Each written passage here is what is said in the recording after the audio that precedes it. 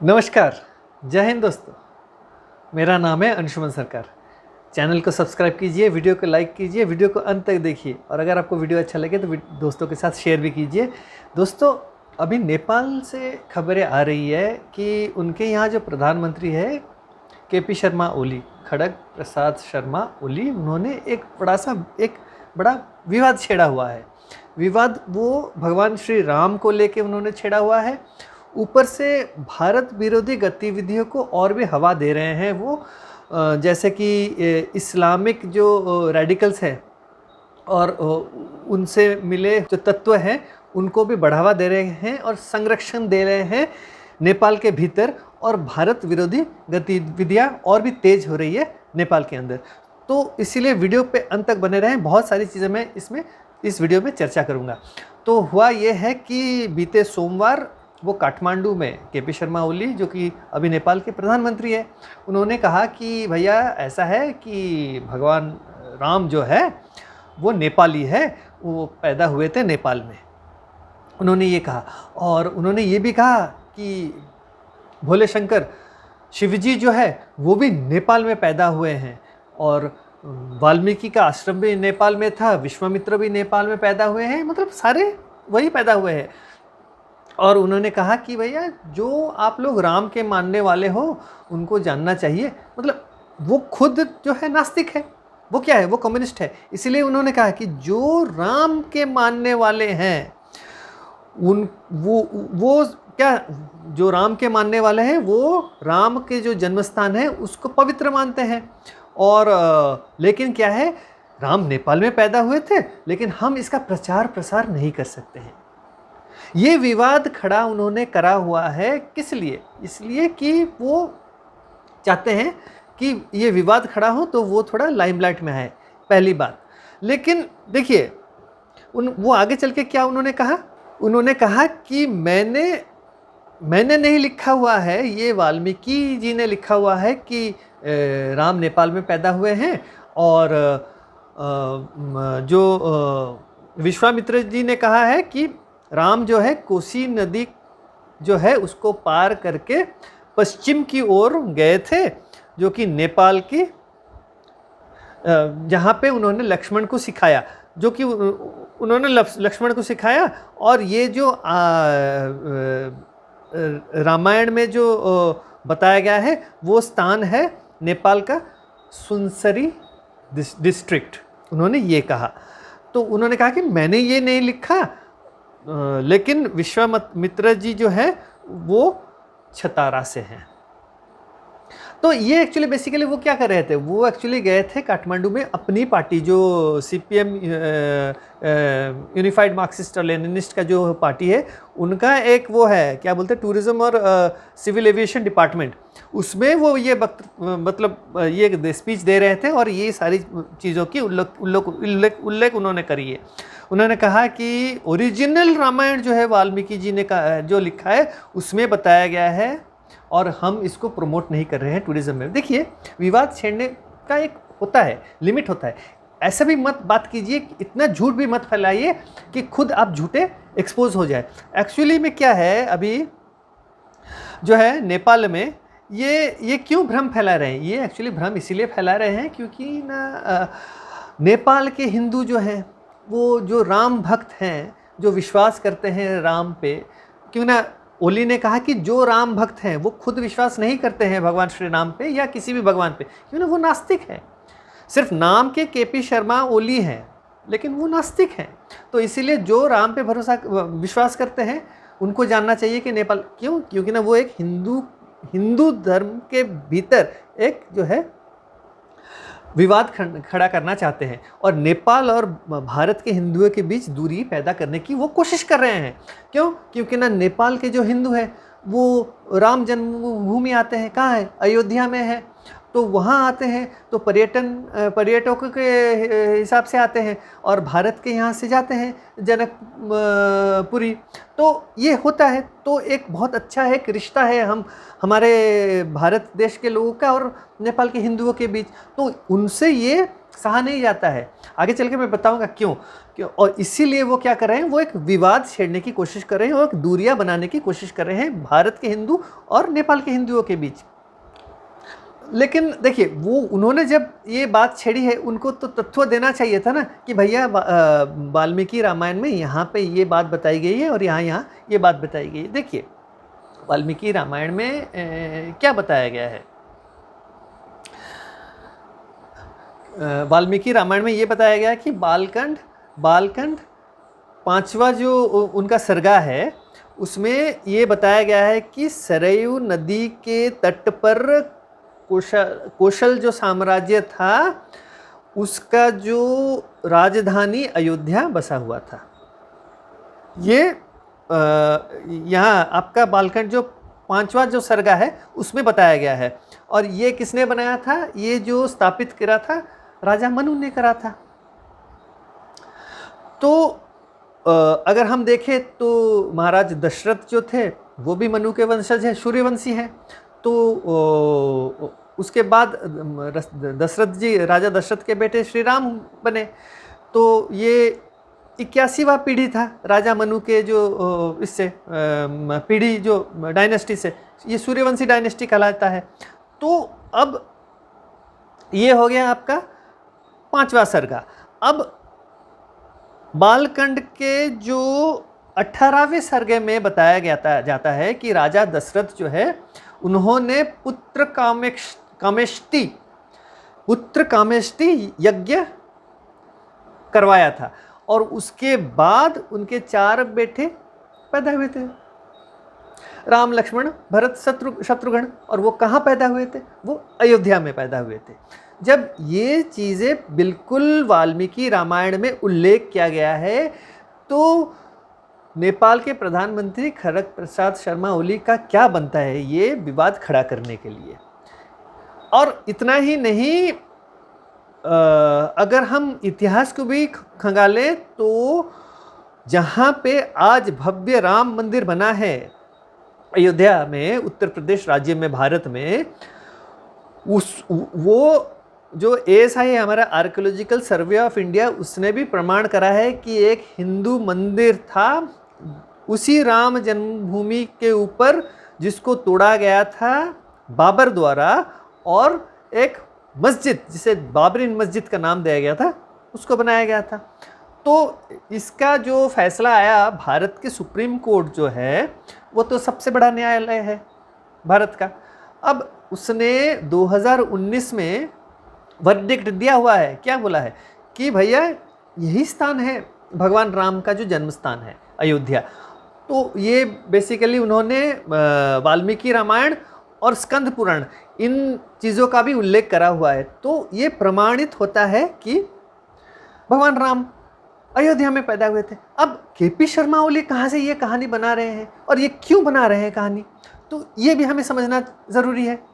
देखिए, हर किसी को पता है कि KP शर्मा ओली जो अभी नेपाल के मौजूदा प्रधानमंत्री हैं, वो भारत विरोधी है, हिंदू विरोधी है, बौद्ध विरोधी है। ये एकदम ओपनली वो करते हैं ये चीज़ें, और इस्लाम के साथ कैसा देते हैं, अभी तो ये वीडियो में पूरा बिल्कुल आज मैं उनका मुखौटा खोलूँगा इस वीडियो में, तो वीडियो में अंत तक बने रहें। तो ये क्या कर रहे हैं, ये बेसिकली नास्तिक है। क्यों नास्तिक है, क्योंकि ना वो कम्युनिस्ट है, और कम्युनिस्ट है उनकी नज़दीकियाँ किसके साथ है, चीन के साथ है। चाइना भी एथिस्ट है और ये कम्युनिस्ट है, ये भी एथिस्ट है। तो ये जो है इन्होंने ये शुरू करा है, ये राजनीति, नया राजनीति उन्होंने शुरू करा है, ये रिलीजन को लेके, धर्म को लेके उन्होंने शुरू किया है। ये शुरू से ही मैंने बहुत सारे वीडियोस बनाई हैं जहाँ पे मैंने उल्लेख करा हुआ है और मैंने प्रमाण के साथ उल्लेख करा हुआ है कि कैसे KP शर्मा ओली चाइना के कहने पे ये जो तिब्बतन बौद्ध धर्म का जो है अस्तित्व है नेपाल के भीतर, उसको धीरे धीरे समाप्त करने की कोशिश कर रहे हैं।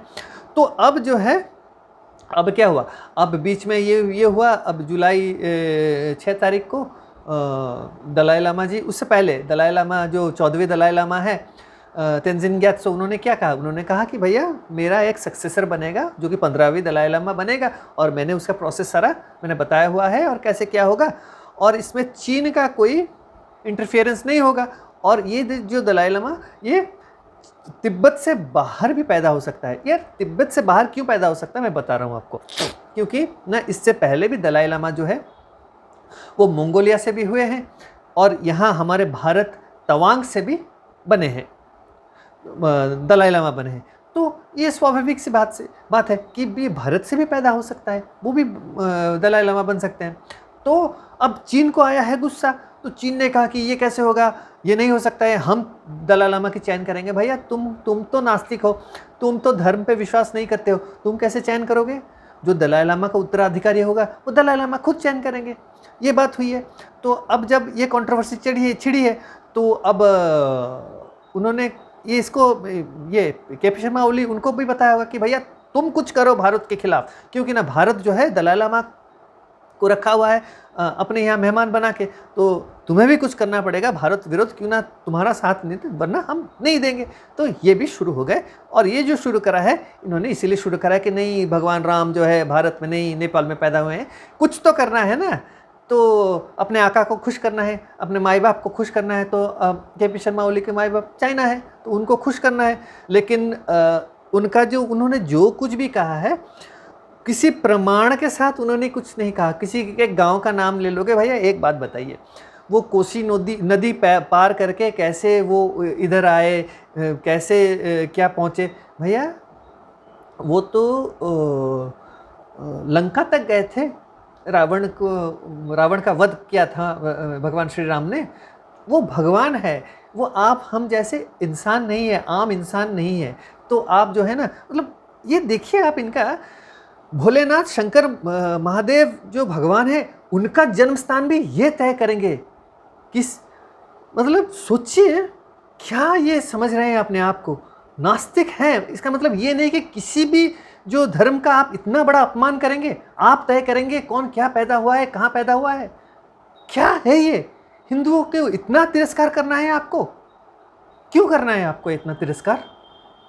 और उसके ऊपर से आप कोई प्रमाण भी नहीं दे सकते हैं। कहीं दिखाइए कोई मंदिर था जो कि राम जन्मभूमि कहा जा रहा था और उसको वो अभी भी है वहाँ पे प्रमाण कि नहीं यहाँ पे है? कहीं लिखा हुआ है? कोई स्क्रिप्चर है?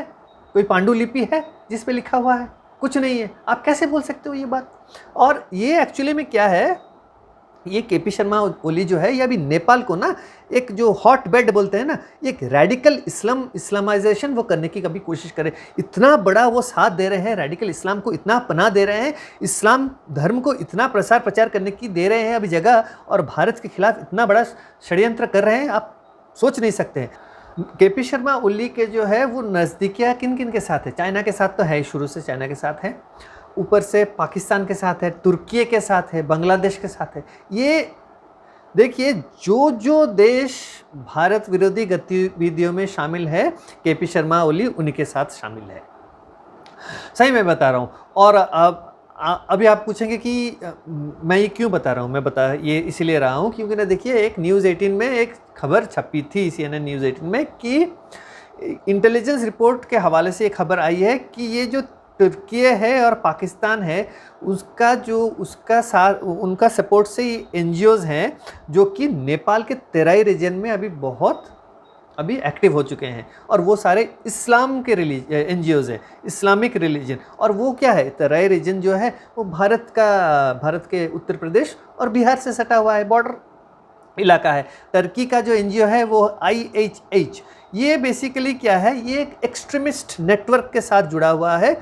और ये जो टर्की का जो इंटेलिजेंस एजेंसी है MIT, अंकारा इंटेलिजेंस एजेंसी जिसे बोलते हैं, उसके साथ जुड़ा हुआ है। और ये क्या कर रहा है, नेपाल के भीतर जो इस्लामी संघ नेपाल करके एक ऑर्गेनाइजेशन है, उसके साथ मिल के वो जितने इस्लामिक इंस्टीट्यूशंस बना रहा है नेपाल के भीतर। इंस्टीट्यूशन मतलब क्या है? इंस्टीट्यूशन मतलब है कि मस्जिदें हैं, मदरसा है, फिर अनाथालय हैं, और इस्लामिक सेंटर्स वो बना रहे हैं। इससे क्या एक्चुअली क्या है, ये दर्शा रहे हैं कि भैया देखिए, हम ह्यूमैनिटेरियन एड जो है के तौर पे हम आए हैं, गरीबों को सहायता करने आए हैं, लेकिन मकसद कुछ और है। गरीब लोग, देखिए नेपाल को गरीब करके रखा किसने है? केपी शर्मा ओली और कम्युनिस्ट पार्टी ने इतने सालों से अभी गरीब करके रखा हुआ है। उनको तो ऊपर उठने भी नहीं दे रहा है। ऊपर से क्या कर रहा है? इन एनजीओ को अलाउ कर रहा है। इससे क्या होगा? वो पैसे लेके आएंगे एनजीओ, मस्जिद वगैरह बनाएंगे, फिर क्या करेंगे? गरीब लोगों को बोलेंगे भैया तुम्हें हम पैसे देंगे, तुम्हें हम पढ़ाएंगे मदरसों में वगैरह, ये करेंगे वो करेंगे, तुम मुस्लिम बन जाओ। तो इसी तरह से प्रलोभन दे के पहले इनको रेडिकलाइज करेंगे। तो ये है, अब जो है ये बेसिकली क्या है, ये पहले कन्वर्ट करेंगे, फिर बिल्कुल एक एक गांव को पूरा कन्वर्ट करेंगे। करने के बाद जो है इस्लामिक रेडिकल आइडियोलॉजी जो बोलते हैं, कट्टरपंथ जो टेररिज्म वगैरह करते हैं, उसके सोच को जो है वो छोटे छोटे जो कम उम्र के लड़के लड़कियों के दिमाग में भरेंगे। और वो कहाँ करा जाता है? वो उन्हीं मदरसाओं में करा जाता है और मस्जिदों में करा जाता है। ये जो एक संस्था है सादत, SADAT, ये है टर्किश पैरामिलिट्री ग्रुप। ये बेसिकली जो है इस्लामिक संघ नेपाल के साथ बिल्कुल जुड़ा हुआ है और ये बेसिकली जो टेररिस्ट्स को ट्रेन करता है। तो उनका एजेंडा ये है कि देखिए नेपाल का इलाका पहाड़ी इलाका है, तो कहीं पे छुप के ये टेररिस्ट के ट्रेनिंग देंगे छोटे उम्र के लड़कों को। तो इससे क्या होगा? तो ये जो है एक बड़ा नेटवर्क फैलाएंगे, फिर भारत के ऊपर ये निशाना साधेंगे। तो ये हुआ है। ऊपर से पाकिस्तान का अगर मैं बात करूं तो पाकिस्तान क्या करता है? पाकिस्तान के डिप्लोमेट्स हैं, फिर एनजीओज हैं और रिलीजियस लीडर हैं। तो क्या करता है? पाकिस्तान नाम से, पाकिस्तानी नाम से, भैया पाकिस्तान एक भिखमंगा देश है। एक बात बताइए मुझे, पाकिस्तान एक भिखमंगा देश है, वो क्या सपोर्ट करेगा? और उसके यहाँ कौन से एनजीओ हैं कि उनके पास इतने कैसे पैसे आ गए कि यहाँ आ गया? भैया ये जो है पाकिस्तान जो है ना, पाकिस्तान पैसे खर्च करता है टेररिज्म फैलाने के लिए। ये जो इंटरनेशनल मॉनेटरी फंड से जो पैसा आता है उसको टेरर नेटवर्क के लिए फंड उसको डाइवर्ट करता है। टेरर नेटवर्क को जो डाइवर्ट करता है किसके खिलाफ? भारत के खिलाफ। तो उसी फंड से वो अभी नेपाल भेज रहे हैं एनजीओ के थ्रू नेपाल भेजने के बाद जो है पाकिस्तान के डिप्लोमेट जो कि नेपाल के अंदर बैठे हुए हैं, वो उनके यहाँ जो मुल्ला मौलवी और मौलाना जो भी आते हैं उनके साथ उसी जगह जाते हैं। मधेश और कोसी जो राज्य हैं, प्रोविंस है, वहाँ जाते हैं और वहाँ पे ये प्रसार प्रचार कर रहे हैं। और ये वही सारे कार्य करते हैं जैसे कि टर्किश एनजीओज कर रहे हैं। तो ये एक बड़ा रेडिकलाइजेशन चल रहा है नेपाल के भीतर। और अगर हम आंकड़ों की बात करें तो इंटेलिजेंस डाटा ये भी बताती है कि 2018 से 2021 के बीच नेपाल में ये जो हमारे भारत के साथ बॉर्डर डिस्ट्रिक्ट्स हैं उनके सटा हुआ नेपाल की ओर, वहाँ पे जो है मस्जिदें जो थी 760 मस्जिदों से बढ़ के अभी 1000 मस्जिद बन चुके हैं। और मदरसा जो हैं वो 508 मदरसा से बढ़ के अभी 645 मदरसा बन चुके हैं। और ये कैसे बने हैं? ये सारे बने हैं जो पाकिस्तान से, तुर्की से, कतर से और दूसरे जो मुसलमान देश हैं, गल्फ़ कंट्रीज जिसे हम बोलते हैं, वहाँ से पैसे आ रहे हैं। और ये सारी जो मदरसे हो या मस्जिदें हों, ये सारे सिर्फ इस्लामिक रेडिकल जो कट्टरपंथ सिखाते हैं, पढ़ाते हैं और भारत के विरोध ये इस्तेमाल किए जाएंगे जो टेरर एक्ट में, आतंकवादी हमले के तौर पे। तो हमारे देश और नेपाल के देश में जो है एक प्रॉब्लम है, क्या है? हमारा ओपन बॉर्डर है। ओपन बॉर्डर, कोई इधर से आ सकता है, जा सकता है। तो इसी का फ़ायदा उठा रहा है अभी पाकिस्तान और तुर्की का। और भी एक सपना है, क्योंकि ना तुर्की का जो प्रेसिडेंट है, राष्ट्रपति है, तैयब रिसेप एर्दोगन, तो रिसेप तैयब एर्दोगन का वो खलीफा बनेगा इस्लामिक पूरा। वो सोच रहा है कि पूरा इस्लामिक जो देश सारे को मिला के वो एक खलीफा बनेगा और इस्लाम का प्रसार प्रचार जो है सिर्फ खाड़ी के देश नहीं, वो भारत को इस्लामिक देश बनाएगा, वो नेपाल को इस्लामिक देश बनाएगा। और जहाँ पे हिंदू हैं उनको ख़त्म करने की कोशिश, जैसे कि बांग्लादेश में अभी वो हिंदुओं को ख़त्म करने की कोशिश कर रहा है। बांग्लादेश का जो अभी इंटरिम एडवाइज़र है मोहम्मद यूनिस, उसके साथ मिलके वो हिंदुओं का ऊपर अटैक्स करना, मंदिरें तोड़ना, ये वगैरह पाकिस्तान और तुर्की और ये यूनिस मिलके ये कर रहे हैं। तो उसी तरह से अभी केपी शर्मा ओली क्या सोच रहे हैं, ये एक खेल है, वो अपना राजनीति कर रहे हैं। लेकिन जब ये हाथ से निकल जाएगा ना, जब मार काट करना शुरू कर देंगे यही, तब उनको समझ आएगा कि कितना बड़ा गलती करी है उन्होंने। अभी तो वो रोक नहीं रहे हैं, कल को समझ में आ जाएगा। अभी हिंदू अगर नेपाल के अंदर नहीं जागेंगे तो और भी मुसीबत में पड़ेंगे। अब राजा ज्ञानेंद्र, वो राजशाही उनके सपोर्ट में आ रहे हैं जो हिंदू, उनको भी ये इस चीज़ के ऊपर भी बात करनी चाहिए। ये केपी शर्मा ओली को जवाब मांगनी चाहिए कि क्या कर रहे हैं ये। और नेपाली कांग्रेस का मुझे नहीं पता वो क्यों चुप बैठे हैं। ऊपर से हाँ, और एक चीज़ अभी मज़ेदार बात ये हुई है कि देखिए, पाकिस्तान जो है वो बौद्ध धर्म का प्रचार और बौद्ध धर्म का जो है नेपाल के साथ जो है एक हेरिटेज जो है डिप्लोमेटिक कॉन्टैक्ट एक क्रिएट करने की कोशिश कर रहा है कि पाकिस्तान में हमारा बौद्ध धर्म का प्रचार है, तो आप नेपाल में भी बहुत बौद्ध लोग रहते हैं। तो ये कुछ नहीं है, ये एक्चुअली क्या है, पाकिस्तान ने अभी उसका एम्बेसी ने एक किताब में उन्मोचन करा हुआ है बुद्धिज़्म को लेके। उसको लिखा भी है, उसका नाम है पाकिस्तान का बौद्ध संपदा हारू। ये ओम चरण अमात्य जी ने लिखा हुआ है इस किताब को। लेकिन वो एक उन्होंने प्रोग्राम ऑर्गेनाइज़ किया था, वहाँ पे नेपाल के मंत्रीगण वगैरह वगैरह आए थे, बौद्ध भिक्षु आए थे, डिप्लोमेट आए थे। कहाँ से? म्यांमार से, श्रीलंका से आए थे। ठीक है, म्यांमार और श्रीलंका में बहुत ज़्यादा बौद्ध धर्म की प्रचार है। लेकिन पाकिस्तान में क्या है? पाकिस्तान में कुछ नहीं है। पाकिस्तान में तो हिंदुओं को ज़बरदस्ती कन्वर्ट कर रहे हैं, हिंदू लड़कियों को अपहरण करके उनको कन्वर्ट करके मुसलमान बना रहे हैं। तो वो क्या बौद्ध धर्म का प्रचार करेंगे? ये कुछ नहीं है। ये एक तरह का, मैं बता रहा हूँ, एक वो लोग जो रेडिकलाइजेशन जो करते हैं ना, कैसे कर रहे हैं। मतलब अभी बौद्ध धर्म का प्रचार करा तो पाकिस्तान से भी डेलीगेट्स आएंगे, बोलेंगे कि ये मुस्लिम, ये स्कॉलर है, ये फलाना है, ये ढिमका है। लेकिन एक्चुअली में क्या है, वो सारे होंगे आईएसआई एजेंट्स। वो आएंगे, घुलेंगे, मिलेंगे, नेपाल के लोगों के साथ दोस्ती करेंगे, बातचीत करेंगे, अपना नंबर शेयर करेंगे, फिर धीरे धीरे क्या करेंगे, वो आईएसआई का जो है धीरे धीरे स्लीपर सेल्स तैयार करेंगे नेपाल के भीतर। तो ये धर्म के नाम पे भी ये कर रहे हैं। और ये सारी चीज़ों में चाइना, पाकिस्तान, तुर्की और बांग्लादेश शामिल है। तो ये एक बड़ा षड्यंत्र है। अभी अगर नेपाल नहीं समझ सकता है तो बहुत देर हो जाएगी।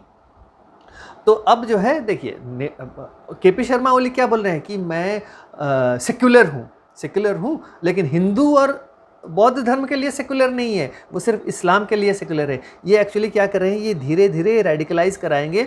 वो लग रहा है कि वो अगर रेडिकलाइज करेंगे, क्योंकि ना एक चीज़ है कि मुसलमान जो होते हैं ना, वो कम्युनिस्ट को बहुत पसंद करते हैं। तो उनका सिर्फ वोट चाहिए। केपी शर्मा ओली कैसे प्रधानमंत्री बने रहे, उसके लिए ये वो कन्वर्शन हो जितना ज़्यादा उनके लिए उतना अच्छा है, तो वो जीत के आ सकते हैं। लेकिन अंत में नेपाल बिल्कुल इस्लाम देश में परिवर्तित हो जाएगा, वो ये नहीं सोच रहे हैं। और नेपाल के हिंदू और बौद्ध जो है, अभी उनको जागरूक होना बहुत ज़रूरी है, क्योंकि ना आगे चल के नेपाल के लिए बड़ा मुसीबत होके खड़ा होने वाला है।